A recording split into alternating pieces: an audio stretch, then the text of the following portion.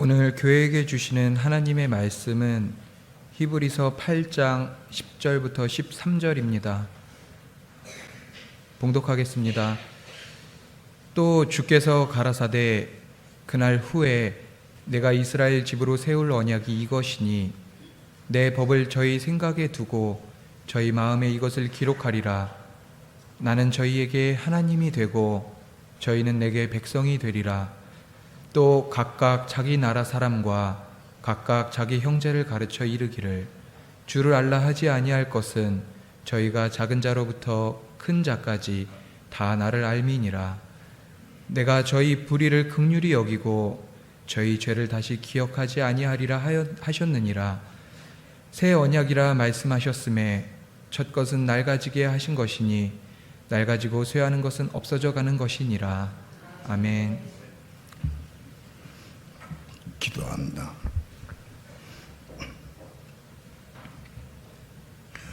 오늘도 좋은 날 주셔서 주님을 사모하고 은혜와 진리를 사모하는 마음으로 이렇게 주님 앞에 나와 하나님의 성호를 찬양하며 우리 마음 중심을 하나님께 드리며 하나님을 경배하고 예배할 수 있는 시간 주신 것 감사를 드립니다.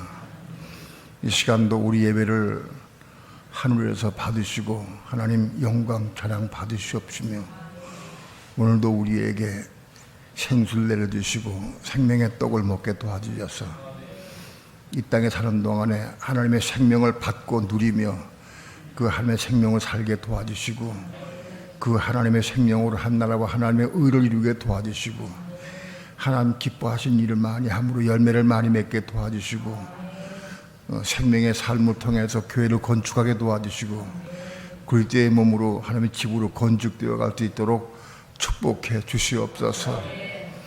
이 시간도 부족한 종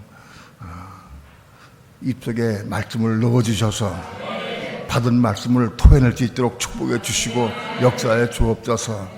그저 마른 막대기 만도 못한 부족한 종 주님을 의지합니다. 성령님 의지합니다. 저에게 말씀을 주시고 또 은혜를 주셔서 은혜와 진리 가운데 말씀을 생명으로 증거할 수 있도록 성령님 도우시고 인도하시고 역사해 주시옵소서. 이 시간 주께 맡기고 의지하오며 예수님의 이름으로 기도합니다. 아멘.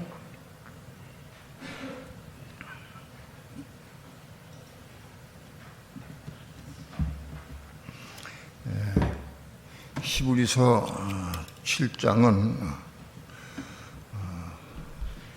멜기세덱의 반차를 쫓아서 예수 그리스도께서 대제사장이 되신 것을 말씀합니다. 예수 그리스도께서 왜 대제사장이 되셨느냐? 영원한 생명, 하나님의 생명을 우리에게 넣어주시기 위해서, 우리 속에, 우리 마음 속에 공급해 주시기 위해서 대제사장이 되셨다. 히브리서 8장은 언약이 두 언약이 있는데 옛 언약과 새 언약이 있다.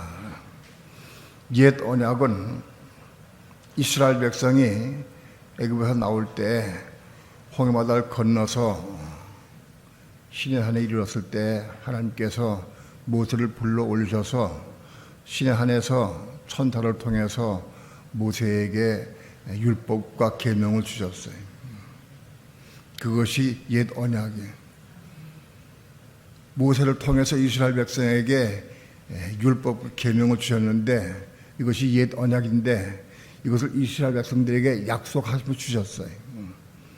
이것을 너희가 지키면 네가 복을 받고 이걸 지키지 아니하면 네가 저주를 받는다 약속해 주셨어요. 하나님 말씀을 주시면서 약속으로 유증해서 말씀하는 것이 그게 언약이다 그런 얘기예요. 약속으로 말씀해 주셨어요. 그런데 이스라엘 백성이 히브리서 8장에 보면은 저희는 내 언약에 머물러 있지 아니하므로 내가 저희를 돌아보지 아니했다 그랬어요. 하나님이 언약의 말씀을 주셨는데 율법을 주셨는데 그 언약의 말씀 안에 언약에 머물러 있지 않았다. 소홀히 했다. 그 등한히하고 그래서 하나님께서 그들과 함께 거하지 않으시고 돌아보지 않았다. 결국은 옛 언약은 폐해졌다 그랬어요. 13절에 보면은 새 언약이라 말씀하셨음에 첫 것은 옛 언약을 의미합니다. 첫 것은 낡아지게 하는 것이요. 낡아지고 쇠하는 것은 없어가는 것이라. 옛 언약은 없어져 가는 거다. 옛 언약 율법은 쇠해지고 폐해지고 없어져 간다. 율법은 그렇게 쇠해지는 것이다. 그 말씀했어요. 그리고 히브리서 9장에서는 옛 언약과 새 언약이 어떻게 집행되느냐 그걸 말씀하고 있습니다. 중요한 것은 옛 언약 율법과 새 언약 새롭게 다시 언약한 말씀 그것이 무슨 뜻이냐 이 언약의 내용을 우리가 알아야 돼. 옛 언약은 무엇이고 새 언약은 무엇이냐. 본질적인 면에서 옛 언약도 하나님의 율법 계명 말씀이요. 하나님의 말씀으로 의미해. 새 언약도 하나님 말씀으로 의미해. 똑같은 하나님 말씀이에요. 근데 문제는 이걸 듣는 사람들에게 문제가 있는 거예요. 말씀을 들을 때에 옛 언약은 육신에 속한 사람에게 육신을 입은 사람에게 약속의 말씀을 주시는 거예요. 이스라엘 백성들에게 옛 언약을 주셨어요. 이스라엘 백성은 그 혼이 거듭 안 났기 때문에 본래부터 가지고 있는 자기의 생각, 감정, 의지, 태어날 때부터 가지고 있는 그 자기 혼, 그 혼으로 옛 언약을 받은 거예요. 그것이 옛 언약이다. 그러니까 옛 언약은 겁나지 못한 사람에게 말씀이 주어진 게 그게 옛 언약이다. 새 언약은 뭐냐? 새 언약은 여기 본문과 마찬가지로 새 언약이라 언약이 이것이니 새 언약은 무엇이냐? 내 법을 저희 생각에 두고 저희 마음에 이것을 기록하리라. 이게 새 언약이다.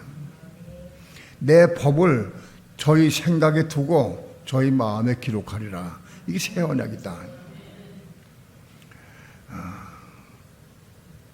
내 법은 뭐냐? 내 법은 율법으로 의미해. 옛 언약에 속한 율법 똑같은 말씀이요. 내 법을 저희 생각에 두고 여기 생각에 둔다. 이 생각이 뭐냐? 이 생각이 헬라 원어는 디아노이아인데 디아노이아 이것은 신약 성경에 12번 쓰여져 있어요. 디아노이아가. 그런데 이 12번 쓰여진 내용을 쭉 보면은 이게 혼이 거듭난 사람들의 생각을 의미한다. 자, 우리가 다 사람은 생각 가지고 있죠. 살아있는 사람은 다 생각 가지고 있어. 생각, 감정, 의지가 있어요. 그런데 이 생각이 거듭 안 난 생각, 거듭 안 난 사람의 마음속에 율법 받으면 그것이 옛 언약이 되는 거예요. 그런데 혼이 거듭났어. 혼이 거듭나고 생각이 거듭났어. 생각이 거듭난 사람의 속에 율법이 들어오면 이게 새 언약이 된다. 문제는 하나님 말씀이 문제가 아니라 받는 사람에게 문제가 있는 거예요. 혼이 거듭난 사람이 말씀을 받으면 옛 언약이 되고 혼이 거듭난 사람이 말씀을 받으면 새 언약이 된다. 내가 여러분에게 지금 설교를 하고 말씀을 전해요. 그런데 여러분이 혼이 거듭난 그 생각 가지고 내 말씀 받으면 그 옛 언약이 되는 거예요. 아무 의미가 없어요. 여러분에게 아무 도움이 되지 않고 여러분을 변화시킬 수가 없어요. 그런데 만약 여러분이 혼이 겁난 마음으로 겁난 생각에서 내 말씀을 받아들이고 생각에 받아들이고 마음에 받아들이면 여러분에게 들은 이 말씀이 생명의 능력이 돼가지고 여러분 속에 역사하기 시작하는 거예요. 그러니까 받는 사람에 딸린 거예요. 오늘 우리는 이 새 언약을 받아야 돼. 새 언약을 받아서 이 새 언약을 줄 목적이 뭐냐? 새 언약의 본체는 예수 그리스도예요. 새 언약의 본체는 예수 그리스도고 또 새 언약의 집행자도 예수 그리스도예요. 새 언약의 집행자가 되시기 위해서 예수 그리스도는 멜기세덱의 반차를 쫓은 대제사장이 되셨어요. 예수가 새 언약의 집행자시다. 그러면 새 언약을 왜 집행하느냐? 결국은 의미가 뭐냐? 그 새 언약을 통해서 우리에게 하나님의 생명을 주시기 위해서, 영원한 생명, 하나님의 생명을 우리에게 넣어주시기 위해서 이 새 언약이 필요한 거예요. 수많은 그리스도인들이 예수 믿으면 하나님의 생명은 받는다라고 생각을 해. 그렇게 가르쳐요, 교회에서. 그런데 예수 믿으면 생명 받는 게 아니에요. 생명 받을 그릇이 있어야 돼. 하나님의 생명 받을 수 있는 그릇이 돼야 돼. 누가 나에게 좋은 귀한 선물을, 귀한 걸 주는데, 그 음식을 주는데 그릇이 있어야 받을 수가 있어요. 그릇이 더럽고 추하면 받을 수가 없어. 깨끗한 그릇, 하나님의 생명 받으려고 하면 우리의 마음 그릇에 담아야 되는데, 우리 마음 그릇에 하나님의 생명 받아야 되는데, 우리의 마음 그릇이 이 더럽고 추한 게 많이 있어요. 여러분, 내 마음을 한번 좀 보세요. 자기 마음을. 우리 마음속에는 더럽고 추한 게 가득해. 예수님께서도 말씀하셨고 사도 바울도 말씀했지만은 우리 마음속에는 더럽고 추한 게 가득하다. 추한 것이. 음란과 부정과 간음과 방탕과 술 취함과 미움과 시기와 질투와 원망과 불평과 판단과 정죄와 세상을 사랑하고 돈을 좋아하고 육체를 사랑하고 자기 것을 좋아하고, 그게 꽉 차 있어. 우리 속에, 우리 마음속에. 더러운 것이 가득 차. 더러운 것이. 이 더러운 가득한 오물장 같은 쓰레기통 같은 우리 마음속에 골과 하나님의 생명이 들어올 수가 없어. 들어오지 않아. 중요한 것은 우리 마음속에 하나님 생명 받을 수 있는 그릇이 되려고 하면은 마음이 청결하고 깨끗해야 돼야 돼. 우리 마음이 깨끗해져야 돼. 어떻게 깨끗해지느냐? 진리를 순종함으로 깨끗하게 되는 거예요. 진리를 순종함으로 마음이 깨끗해져야 돼. 우리 혼이 깨끗해져야 돼. 여러분, 예수를 오랫동안 믿고 교회를 몇십 년 다니는 사람이, 수십 년 다니는 사람이 여전히 모이면 판단하고 정죄하고 비방해. 수근수근대고 누굴 비방하고 판단해. 참 눈물 나는 얘기요. 교회를 수십 년 다녀도 여전히 비방하고 판단하고 정죄해. 미워하고. 변화가 안 돼요.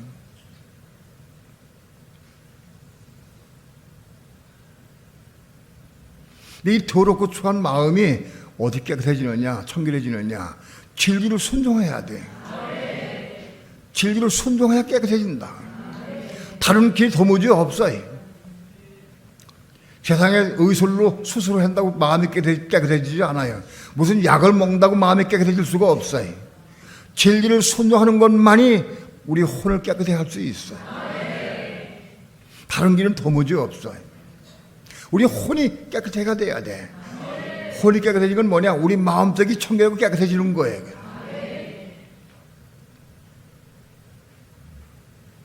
그래서 하나님의 생명 받을 수 있는 그릇이 돼야 돼. 그릇이.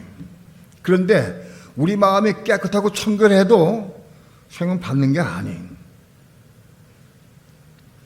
우리 그릇이 본래 그릇이 이게 깨끗한 그릇이 아니에요. 이 그릇이 마귀가 선악과를 우리에게 먹게 함으로 선악과에 독이 들어왔어. 그래서 우리 그릇 속에 마귀의 독이 들어와서 죄가 가득 차서, 죄가. 또 우리 육체 속에도 죄가 가득 들어와 있어, 죄가. 근데 이거를, 그릇을 비우고 깨끗하게 된다고 해서 거룩한 생명에 들어올 수가 없는 거예요. 이 그릇 자체가 바꿔줘야 돼. 거듭나야 돼. 그릇이. 하나님의 생명 받을 수 있는 그릇으로 바꿔줘야 한다. 거듭나야 돼. 그 거듭난 그릇 속에 생명이 들어오는 거예요. 마태복음 25장에 보면 열처인의 비유가 나오는데, 미련한 처녀와 슬기로운 처녀가 있어요. 미련한 처녀는 등을 가지고 있어요. 등불을 치고 등을 가지고 있는데, 슬기로운 처녀는 그릇에 기름을 담아서 등과 함께 가져갔어요. 슬기로운 처녀와 미련한 처녀의 차이가 뭐냐? 슬기로운 처녀는 그릇에 기름을 담아서 가져 나갔어요. 이게 차이가 있는 거예요. 오늘 우리 믿는 성도들이 이 그릇에 기름을 채울 수 있어야 돼. 이 그릇이 뭐냐? 이 그릇이 거듭난 그릇이에요. 혼이 거듭난 그릇을 의미해요. 혼이 거듭난 사람은 그릇이 없어요. 그래서 생명 받을 수가 없어요. 혼이 거듭나야 돼요. 혼이 겁나는 것은 우리의 노력으로, 내 힘으로, 내 노력으로 겁나지지가 않아요. 하나님이 우리 마음껏을 보시고, 너는 마음이 깨끗해졌구나, 청결해졌구나, 너는 이제 하나님의 생명 받을 수 있는 그릇이 점점 많이 됐구나, 그걸 보시고 겁나게 해주시는 거예요.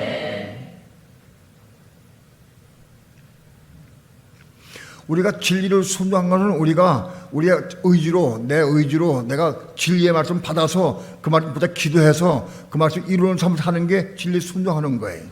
진리에 순종한 것은 우리 힘으로 되는 건 아니지만은 우리 노력으로 애를 쓰면서 기도하면서 이거 이루어가는 거예요. 그러나 거듭나게 하는 건 전혀 우리의 힘이 되는 게 아니에요. 그러니까 하나님이 보시고 우리를 거듭나게 해주시는 거예요. 우리 마음을 보시고, 넌 지금 내 생명 받을 수 있는 그릇이 뭐는 됐구나. 그 보시고 우리 마음을 거듭나게 해주신다. 우리 혼이 거듭나서 우리 마음이 하나님의 생명 받을 수 있는 그릇으로 바꿔진다고 하는 것은 이거 엄청난 사건이에요. 세상에서 무엇을 주고 바꿀 수도 없어요. 뭐 돈 주고 바꾸겠어요? 뭘 주고 바꾸겠어요? 우리 전 재산을 다 주고도 못 바꿔. 전 재산 주고도 바꿀 수가 없어요. 부자 청년에게 예수님께서 영생을 받기를 원한 청년에게 내 있는 걸 다 팔아 간장을 주라. 그러나 또 주라 그랬어요. 부자 청년이 자기 재물이 많기 때문에 재물 때문에 예수님 쫓아가지 못했어요. 그걸 다 팔 수가 없었어요. 부자 청년은 가지고 있는 재물이 얼마인지 몰라요. 그 재물이 얼마나 많은지 몰라도 그까지 재물에 비하겠어요? 하나님의 생명, 하늘의 부활을 얻는 것이 재물에 비하겠어요?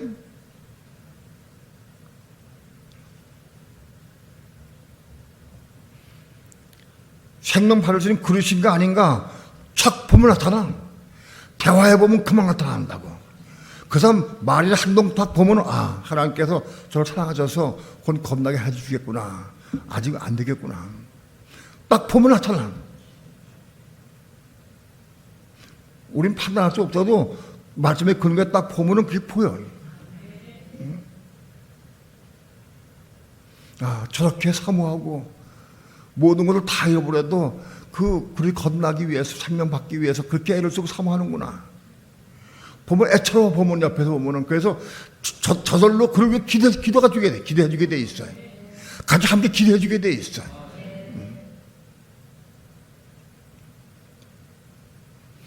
하나님의 생명 받는 게 무슨 뜻입니까? 하나님의 생명 받는 게 하나님을 내 마음속에 모시는 거예요. 그 하나님 누구십니까? 온 우주 만물을 창조하신 분이요. 온 세계가 온 우주 만물이 다 하나님의 것이요. 그분이 내 마음속에 들어오시는 거예요. 그러면 하나님 내 마음속에 들어오시면 온 우주가 누구 것이 돼요? 내 것이 되는 거예요. 온 우주의 주인이 내 속에 와 계셔. 그럼 온 우주 만물이 내 것 되는 거예요. 이게 얼마나 귀한 거예요. 내 생명보다 더 귀한 거예요. 목숨보다 더 귀해요. 재물보다 더 귀해요. 내 육체보다 더 귀해요. 그걸 알아야 돼. 그리고 사모해야 돼. 그걸 받기 사모하는 마음으로 기도해야 돼. 그래야 하나님께서 보시고 그 마음을 겁나게 해주셔서 생명 받을 그릇을 만들어주시는 거예요.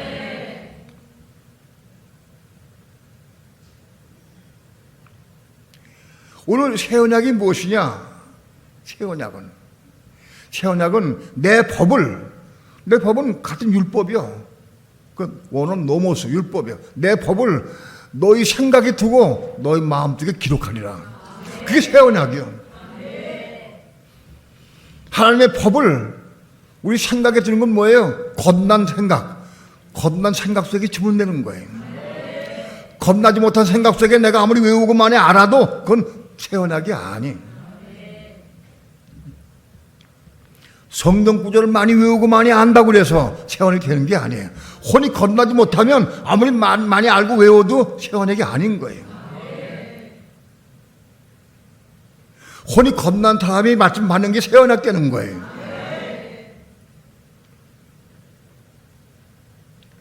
혼이 겁난 사람이 율법 계명을 받으면, 그 말씀 받으면 그 말씀이 우리에게 생명을 주는 거예요. 생명으로.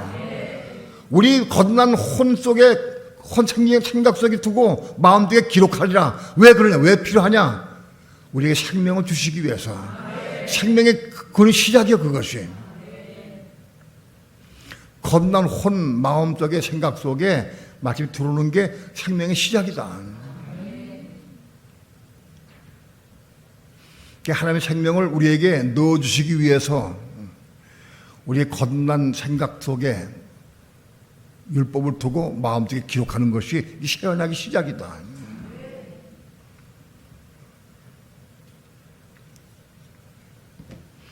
또 주께서 가라사대 그날 후에 내가 이스라엘 집으로 세울 새 언약이 이것이니 내 법을 저희 생각에 두고 저희 마음에 이것을 기록하리라. 이게 새 언약의 시작이다. 그래서 저희는, 나는 저희에게 하나님이 되고 저희는 내게 백성이 되리라. 저희는 누구냐? 겁난 생각 속에 법을 두고 마음속에 기록해서, 목적이 뭐예요? 이 기록된 말씀이 생명이 바꿔진, 전환돼. 생명으로 바꿔진다. 생명이. 우리의 마음밭에 떨어진 하나님의 말씀, 겁난 마음밭에 떨어진 하나님의 말씀은 이것이 씨가 된 거예요. 씨가. 이게 씨가 돼가지고 우리 마음밭은 밭이요. 이 마음은. 우리 마음 밭인데 마음밭에 씨가 떨어져서 이 씨가 자라가지고 성장 자라가지고 그래서 줄기가 피고 꽃이 피고 잎이 피고 꽃이 피고 열매 맺으면 그러면 그 생명은 생명인 거예요. 씨가 떨어져야지 열매 맺지 않겠어요? 씨가 없으면 열매 맺지 못해. 겁난 마음속에 씨가 떨어져야 그 씨가 떨어져서 자라서 줄기가 뻗고 잎이 피고 그래서 꽃이 피고 열매 맺어요. 그 열매 맺으면 바로 그 생명을 수확하는 거예요.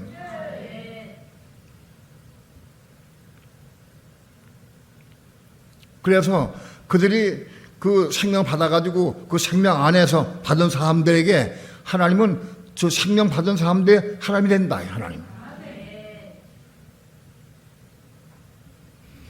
오늘날 교회 다니는 사람이 하나님을 하나님이라고 부르고 아버지라 불러요.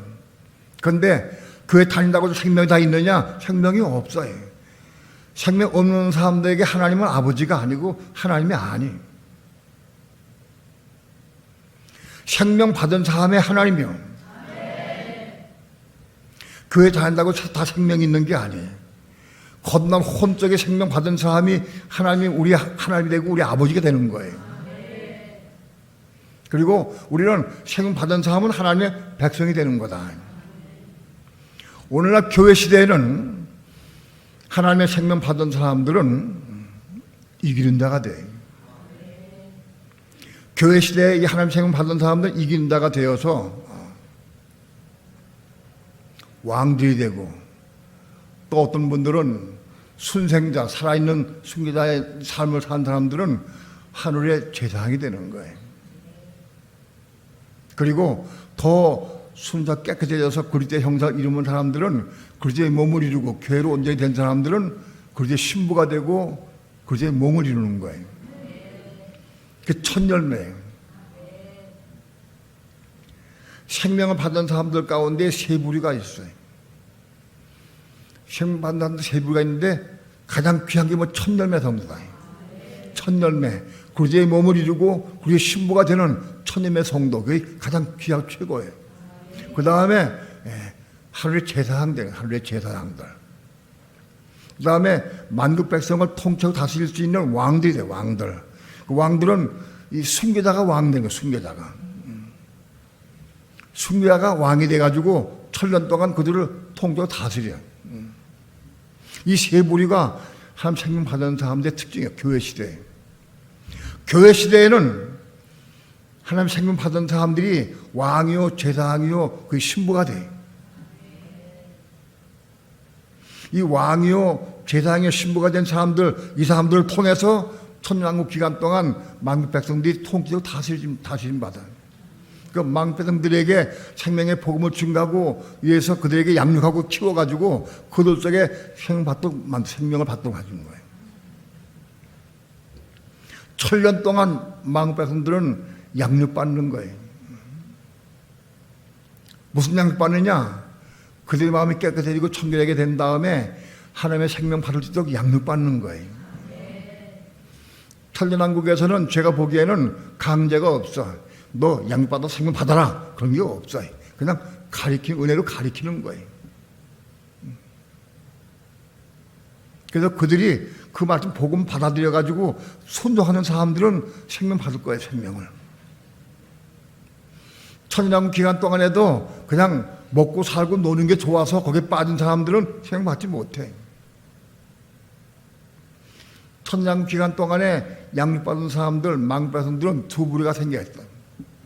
생명 받은 사람과 못 받은 사람 딱 갈라져 버려.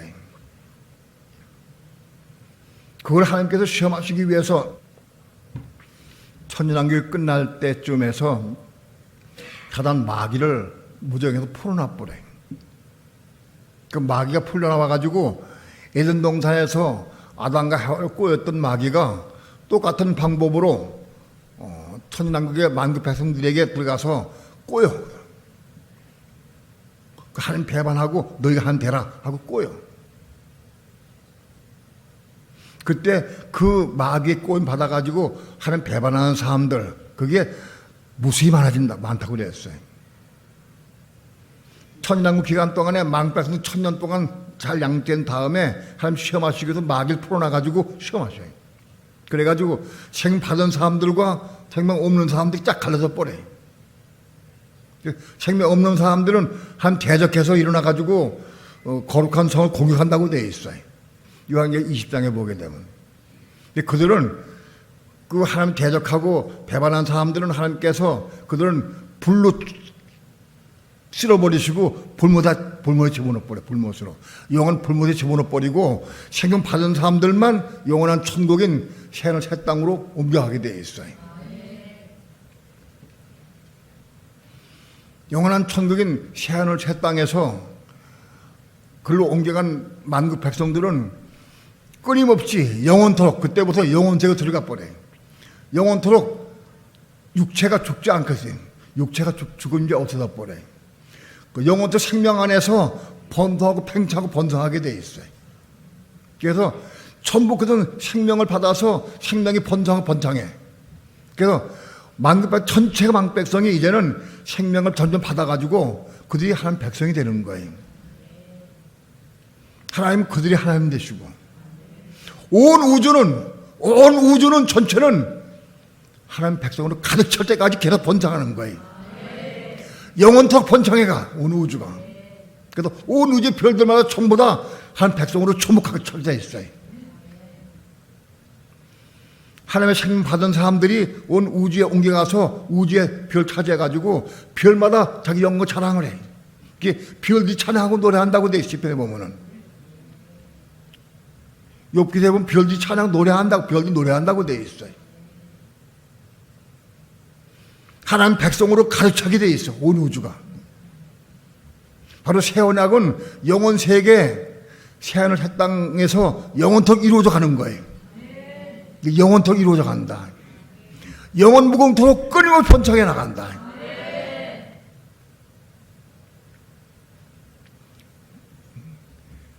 사단이 들어왔을 때 죄와 사망을 가지고 들어왔어요. 마귀가 들어와가지고 선악과를 통해서 아담과 하와의 속에 선악과를 먹음을 통해서 죄가 들어왔어요. 죄가 들어오고 사망이 왔어요. 사람은 죄의 몸이 됐고 사람 마음속에도 죄가 가득하게 됐어요. 그 죄와 사망의 문제를 처리하는 방법은 십자가밖에 없어. 다른 길이 없어. 100번 1000번 믿어도 되는 게 아니에요. 십자가를 통과해야 되는 거예요. 예수님이 죄와 사망을 처리하기 위해서 십자가에서 죽으셨어요. 십자가 죽으심으로 죄와 사망을 처리했어요. 죄 때문에 사망이 왔어요. 예수님 육체를 입고 오셨는데 예수님 육체까지도 그 죄의 몸이었어요. 예수님 십자가 위에서 자기 육체를 십자가 못 박았는데 그건 뭐냐? 죄를 못 박은 거예요. 예수님 십자가 자기 생명을 십자가에 죽이고 끝내버렸어요. 그러니까 죄가 끝난 거예요. 죄가 끝났으니까 사망도 끝난 거예요. 그리고 마귀가 아담과 해와를 꼬여서 아담 쪽에 마귀가 쭉 들어갔어. 아담 쪽에 들어가서 아담을 자기 집으로 삼았어요. 자기 집으로 삼아가지고 거기 거하고 있어요. 여러분 육체는 다 마귀의 집이요. 이건 마귀의 집이요. 이거 마귀가 하는 집이요. 여러분이 지금 만일 육체를 위해 산다고 하면 마귀를 위해 사는 거예요, 전부 다. 육체를 편안하고 잘 먹고 잘 입고 육체 잘 살라고 하는 그런 마음이 있다고 하면 여러분 마음속에 마귀를 섬기는 마음이 있는 거예요. 육체는 마귀의 집이요, 이게. 마귀가 한 집이다. 이게 죄의 집이요. 로마 7장에 보면 죄가 거하는 집이라고 되어 있어요.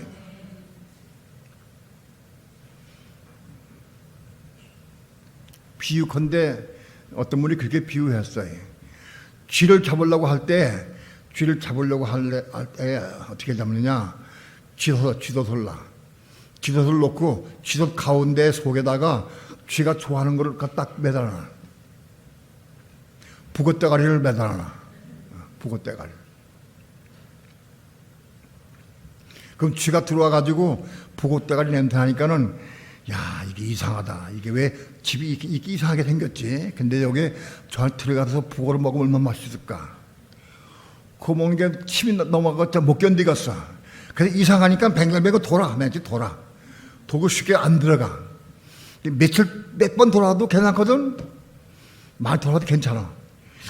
야, 저거 냄새를 나고 요 물 입구로 들어가야 되는데 들어가면은 이상하게 이게 감이 이상해. 쥐가. 그래서 뱅글뱅글 돌아맨지 안 들어가고. 돌다가 자꾸 보니까는 먹고 싶어. 더 못 견디겠어. 그래서 그래서 집안 딱 들어가서 북어대를 딱 무는 순간 딱 갇혀버려. 쥐단에 갇혀버렸어, 쥐가. 마귀가 그 형상이 됐어요. 하나님이 아담에게 온 우주를 통제 다스리도록 권한 주셨어요. 온 천을 통제 다스리도록 그런 권한 주시고 창립하고 번성하고 통제 다스리라 이렇게 돼 있어요. 그거 마귀가 보니까 그 북어대가리에 그것이. 야, 요거 아담만 내가 탈취하면 하나님께서 아담에게 온 우주 만물을 통제 다스릴 줄 권한 주셨어. 그 내가 아담만 뺏으면 온 우주가 내 것이다. 그 북어대가리지. 그래서 마귀가 꼬여가지고 그거를 딱 들어가서 그걸 아담에게 꼬였어. 아담이 이걸 먹는 순간 자기가 쏙 들어갔어. 선악과가 뭐냐? 그게 마귀 사단의 본체예요. 그걸 아담이 먹는 순간 쏙 들어가 버렸어요. 왜? 북어대가리를 먹고 싶어서. 그래서 우리 육체색에 갇혀 버렸어요. 마귀가 우리 육체색에 여기 갇혔어요, 여기. 여러분, 마귀가 보고 싶습니까? 마귀가 보고 싶은 거 금방 쉽게 볼 수 있어요. 여러분이 혈기가 날 때마다, 속상할 때마다 빨리 거울을 보세요. 거기 마귀 형상이 있을 거니까. 남편과 한판 싸우다가 빨리 거울을 보시라고. 그럼 거기 뭐가 보이느냐? 내가 안 보이고 거기 마귀가 보인다고. 평생은 잘 웃고 잘해. 근데 조금만 내 비에 틀리고 안 맞으면 팍 올라와. 마귀 하단을 보고 싶은 사람은 하여튼 화가 나고 속상할 때 빨리 거울을 보시라고. 거기 마귀가 있을 거니까. 그 마귀를 처리하느냐? 우리 삶 육체 속에 마귀가 들어 갇혔어. 우리 집에 갇혀버렸어. 근데 예수님이 이 육체를 못 박아서 십자가에 못 박으니까 마귀가 끝난 거예요. 마귀의 속에 육체에서 갇힌 마귀가 육체를 못 박으니까 마귀 끝나버렸어. 그래서 마귀를 없애버렸어요. 마귀를 없애는 것은 소멸되고 없어지는 게 아니에요. 마귀는 살아있어. 그래도 마귀가 나와 관계가 없다 그런 뜻이야.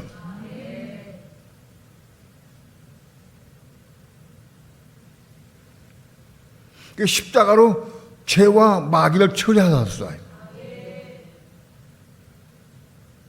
그래서 예수님이 십자가에 죽으시고 부활하시면서 맏아들이 되셨어요. 예수님이 십자가 죽으시기 전에는 독생자였어요. 하나님이 외아도 독생자이셨는데 예수님이 십자가 죽으시고 부활하시면서 맏아들이 됐어. 맏아들. 그 뜻이 뭐냐? 맏아들이 뭐냐? 우리가 본받을 형상의 모형이요. 그 모형이 맏아들이요. 우리도 맏아들을 닮은 아들들이 돼가야 돼. 우리가 아들들이 돼야 돼. 우리의 아들이 돼야 되는데 목표가 뭐냐? 그 표본이 맏아들이요. 맏아들을 우리 닮아가야 되는 거예요. 맏아들을 닮아가는 방법은 어떻게 되느냐? 다른 길 도무지 없어. 십자가 통과해야 돼. 십자가 통과해 맏아들을 바꿔서 형상 이뤄가는 거예요. 십자가 없이는 도무지 이룰 수가 없어요.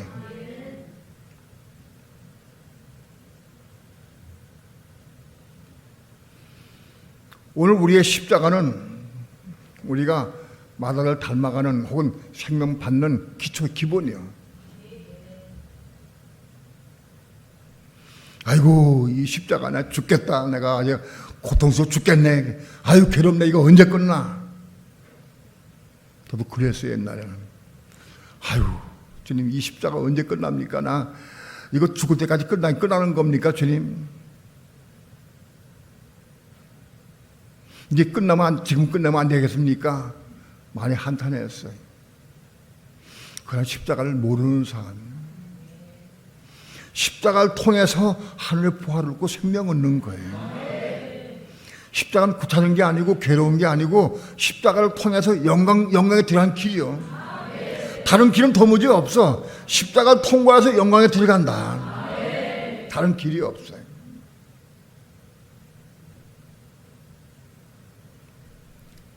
우리가 십자가 통한 길은 내가 십자가 죽는 거 아니에요. 내가 그리스도 안에서 그리스도와 함께 죽는 거예요. 그리스도가 그래서 우리한테 야, 내 안에 들어와. 나하고 내 안에 들어와서 나와 함께 같이 죽자. 우리 혼자 죽을 수가 없어. 혼자 죽으면 그건 개죽음이요. 우린 그리스도와 함께 죽어야지. 나 혼자 죽으면 안 돼. 나 혼자 혓바닥 깨물고 참고 주먹을 불끈 쥐고 막 기를 쓰고 그건 안 되는 소용없는 거예요. 그리스도 안에 들어가는 거예요. 그리스도 안에서 그리스도와 함께 죽는 거예요. 이게 비밀이에요, 이것이. 오늘 우리는 우리의 삶을 통해 날마다 그리스도 안에서 그리스도와 함께 죽기를 사모해야 돼.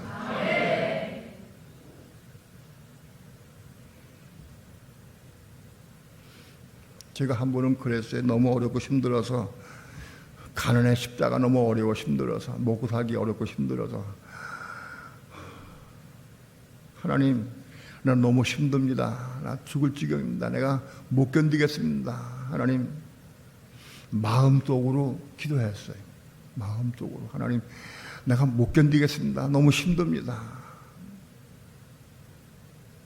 마음속으로 기도했어요. 근데 그때 하나님의 음성이 들려왔어요. 사랑하는 종아, 사랑하는 종아, 나는 너를 위해서 십자가의 고난을 감당했는데 너는 나를 위해서 이 고난을 감당할 수 없겠느냐. 저한테 그러시더라고요.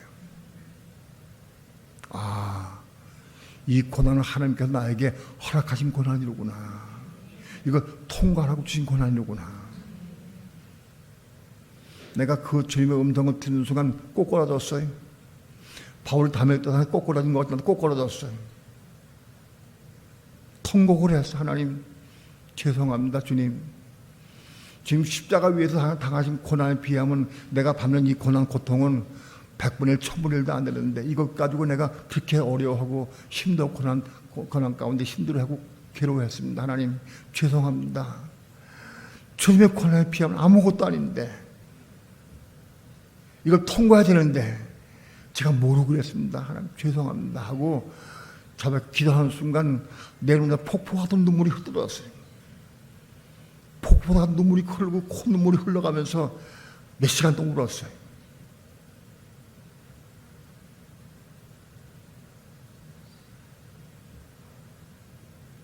그때 십자가를 통과하는 걸 체험을 했어요. 십자가를 통과하죠. 그때 서울까지 가는데 한 3시간 동안 울며 갔어요. 여기 수원까지 나갈 때도 그렇고 수원에서 서울까지 갈 때 고속버스 가는데 그때 울면서 가서 통곡하면서 갔어요. 왜? 너무 기뻐서 너무 괴로운 게 아니라 가난이 괴로운 게 아니라 기뻐서 너무 감사해서 너무 죄송해서 그래 울었어요.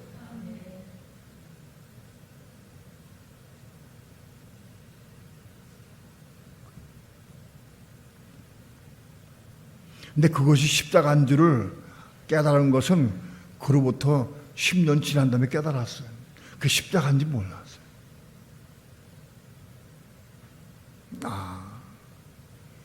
고난을 통과할 때 우리에게 부어주는 은혜, 그 은혜가 내게 십자가다. 저 희한해.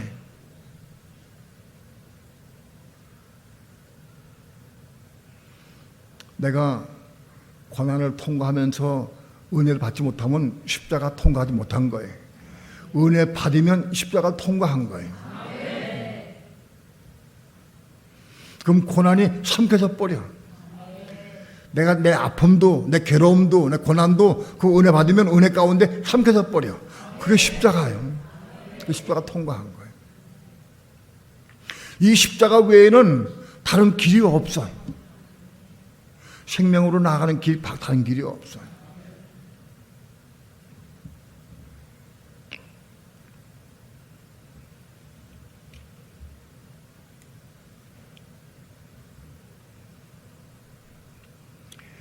저희는 하나님의 백성이 되고 하나님은 저희에게 하나님이 되신다. 다시 하나님은 하나님의 생명 받은 사람들의 하나님 되시고 하나님의 생명 받은 사람들이 하나님의 백성이 된다. 교회 시대에는 이 생명 받은 사람이 이기는 자가 되는 거예요. 우리 교회 시대는 특권이고 얼마나 큰 축복인지 몰라. 교회 시대는 망 백성들은 하나님 생명 받은 사람은 한 백성이 되는 거예요.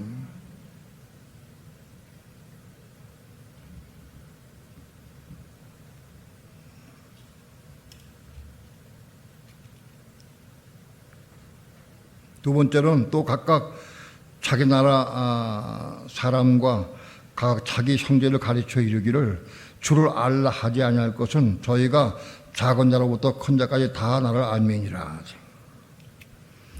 작은 자부터 큰 자까지 다 생명받아서 그 생명 안에서 하나님을 알게 된다. 하나님을 알라고 애를 쓰는 게 아니에요.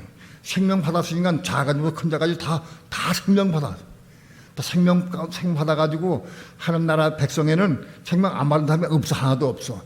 다 생명 받아서 작은 자까지 큰 자까지 다 하나님 다 자연히 알게 돼 있다. 생명 안에서 알게 돼 있다. 새 언약은. 세 번째로는 내가 저희 불의를 긍휼히 여기고 저희 죄를 다시 기억지 아니하리라. 저희 불의를 긍휼히 여기고 하나님의 생명 받은 사람들, 혼이 거듭난 사람들, 우리가 혼이 거듭났다 할지라도 혼이 거듭난 순간 완전한 건 아니에요.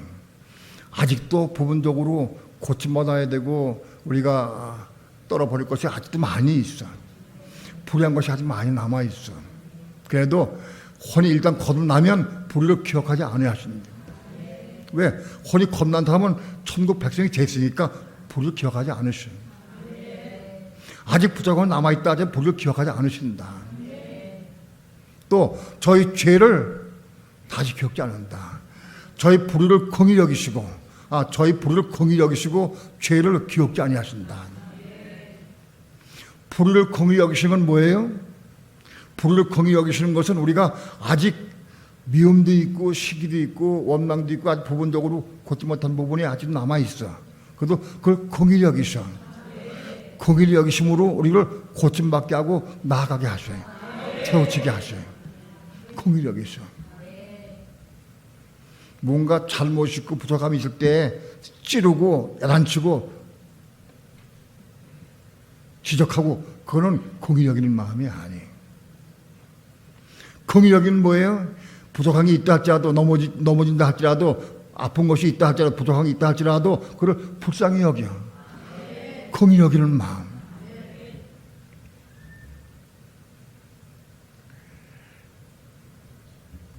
자녀가 뭔가 잘못을 했어요. 그때 부모가 긍휼히 여기는 마음으로 말하는 거 하고 에이 저거 맨날 속색이고 말도 안 들어. 그런 마음 가지고 말하는 거 말이 달라. 말의 색깔이 달라. 어감이 다르고. 느낍니까? 긍휼히 여기는 마음으로 말하는 것하고 판단하고 정죄하고 미워하는 마음으로 말하는 것하고 말은 똑같이 작게 얘기해도 틀려. 그걸 애들도 알아. 애들도 알아. 엄마가 나를 긍휼히 여기는 마음으로 지금 말씀하고 있구나.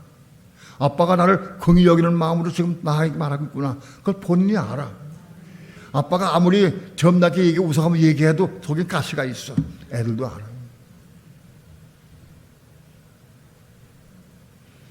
하나님 우리를 긍휼히 여기신다. 긍휼히 여기셔서 우리가 회개하고 고침받게 하고 끊임없이 하게 하신다. 긍휼히 여기는 마음 가지고 중보하신다. 여러분 중보기도는 긍휼히 여기는 마음을 가지고 하는 중보기도가 참된 기도예요.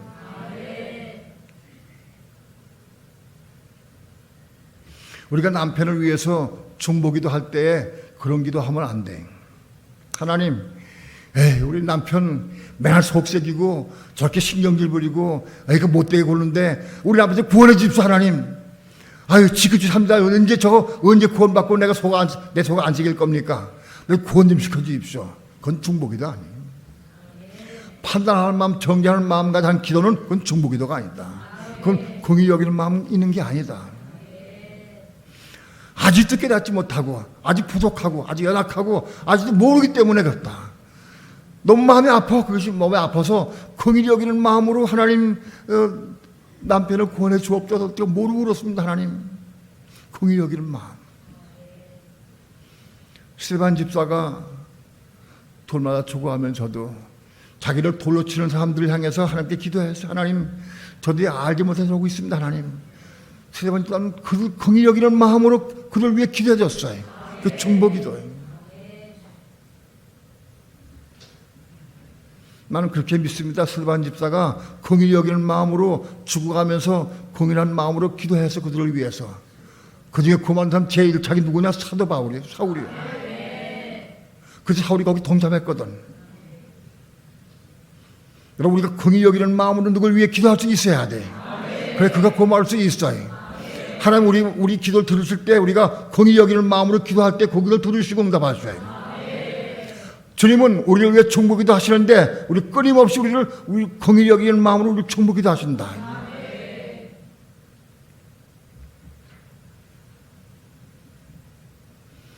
그러니까 혼이 건난 사람은 지옥에 안 가요. 점점점 나아져가고 고침받아 가고 변화돼 가고 있죠. 또 저희 죄를 다시 기억지 아니하리라. 죄를 끝내버렸어요. 왜? 십자가를 통과 겁났기 때문에 그 죄들이 끝나버렸어요. 그게 과거에 지은 모든 죄들을 기억지 않으셔. 기억 안 하셔. 그게 새하나의 특징이다. 그러니까 새 언약 안에 거한 사람들은 다 천국에 간다. 천국에 들어갈 수 있다.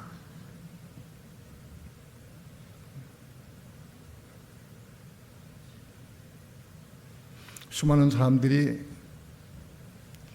옛 언약 안에 머물러 있으면서 천국 같기로 생각을 해. 믿는 자 천국이라고 하는데 현혹돼가지고 새 언약을 받은 사람이 돼야 돼. 새 언약 안에 머물러 있어야 돼. 내가 새 언약 안에 있느냐, 옛 언약 안에 있느냐, 그거는 내 혼이 거듭났냐 안 났느냐 그걸로 판가름 나는 거예요. 혼이 거듭난 사람들에겐 새 언약의 말씀이 되는 거예요. 혼이 거듭난 사람은 그 받아도 그 옛 언약에 속한 것이지. 옛 언약은 우리를 어렵게 하지 못하고 우리를 치유할 수가 없어요. 이 언약은. 우리 다 오늘 히브리서 9장을 통해서 8장을 통해서 새 언약을 받아서 새 언약 안에 머무는 여러분 되길 축원합니다. 여러분 생명길로 맨날 나아가길 축원합니다.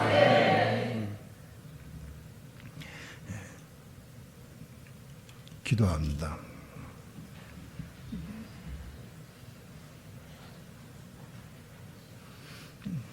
부족한 종 작은 입술 벌려서 옛 언약과 새 언약에 대해서 말씀을 증거했습니다. 새 언약과 옛 언약은 말씀에 문제가 있는 것이 아니라 그 말씀 받는 사람들에게 문제가 있습니다. 혼이 거듭난 사람들은 옛 언약 안에 머물 수밖에 없고 받을 수밖에 없습니다. 혼이 거듭난 사람이래야 새 언약 안에 머물 수 있고 새 언약을 받을 수 있고 누릴 수 있습니다. 하나님, 이 새 언약이 무엇인지 우리 보게 하시고 깨닫게 도와주셔서 이 진리를 사모하게 하시고 부터 기도함으로 이루어갈 수 있도록 축복해 주셔서 어찌하든지 우리 땅에 사는 동안에 우리 혼이 거듭나게 도와주셔서 거듭난 혼 마음속에 나마다 생명 받아서 말씀의 율법 받아서 이 말씀을 통해서 열매를 맺는 삶을 살게 도와주시고 나마다 생명을 이루는 삶을 살아갈 수 있도록 축복해 주시옵소서. 그리함으로 첫 열매가 되고 그리고 신부가 되고 이기는 자가 되어서 천국에 다 들어갈 수 있도록 우리를 축복해 주시옵소서. 감사드리며 예수님의 이름으로 기도합니다. 아멘.